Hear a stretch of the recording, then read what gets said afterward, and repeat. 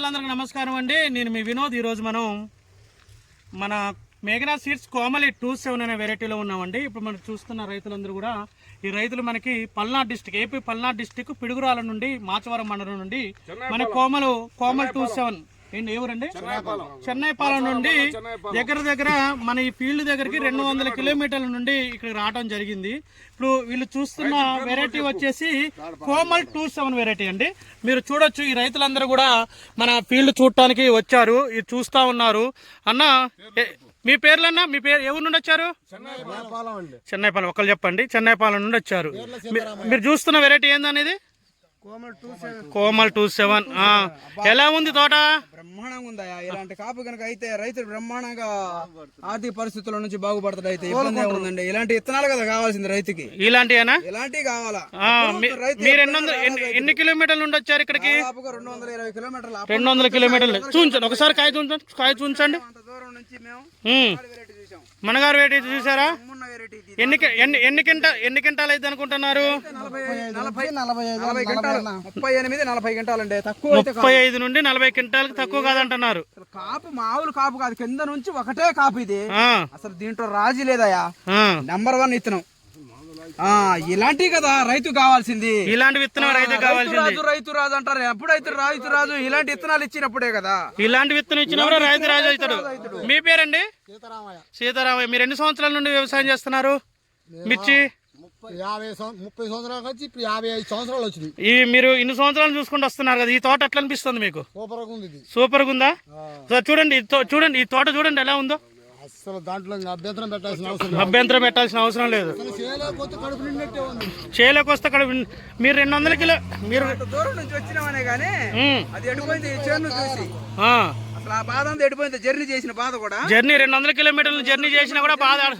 ఈ చోట చూసేసరికి చెట్టు ఎడలిపి వచ్చి మామూలుగా ఉంది. ఎలా ఉంది అన్న తోట? ఓకేనా? కాయ సైజ్ ఎట్లా అనిపిస్తుంది? సైజ్ కూడా సూపర్ ఉంది. కలర్ గానీ ప్యూర్, అసలు కాయ సైజు గానీ బాగుంది.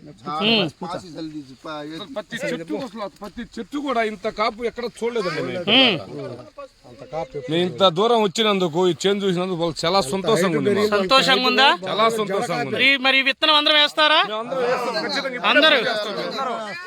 ఎంతమంది వచ్చారు మీరు ఇక్కడికి? 12 మంది వచ్చామండి. 12 మంది వచ్చారు. 12 మంది వచ్చినా కూడా ఒకసారి లేపు, ఈ మండ లేపు. ఈ మండ కింద కాయలు ఉంటాయి అనుకుంటారు. ఏంటంటే ఇది అసలు కాయలు ఏం కాయాలంటే మన మాడి మీద బొచ్చు ఎంత ఉందో అంత ఉంది. మనం ఏ లెక్క పెట్టగలం చూడు. ఎన్ని కాయలు ఉన్నాయి, ఏంది కథ అసలు. ఈ కాపు ఏంది?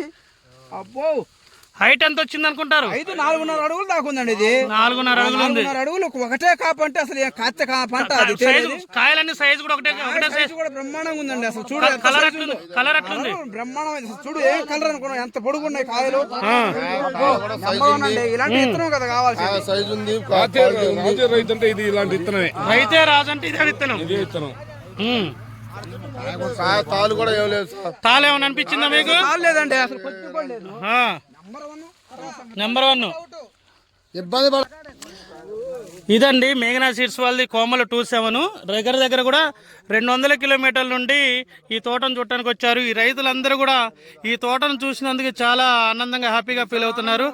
మీరు ఈ సంవత్సరం ఎన్ని ఎకరాలకు పెడుతున్నారు ఈ సీడు? ఒక్కొక్కరు 3 ఎకరాలు పెడతారు. మీరు అంత దూరం నుండి వచ్చినందుకు ఇది విత్తనం నచ్చిందా?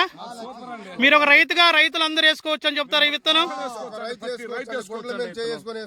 గుండెల మీద చేసుకుని వేసుకోవచ్చు, ఇబ్బందే లేదు. ఇదండి రైతులు ఏంటి పైరు అనేది మామూలుగా ఆగస్టులోనే పడుతుంది. జూలై వేస్తారు, ఆగస్టులోనే పడిపోతుంది. ఇదే లేత తోటలేనండి, లేత తోటలే. ఇదండి రైతులందరూ కూడా ఈ యొక్క విత్తనాన్ని రైతులందరూ వేసుకోవాలని చెప్తా ఉన్నారు. ఇది అండి మేఘనా సీడ్స్ వాళ్ళది కోమల్ 27 వెరైటీ.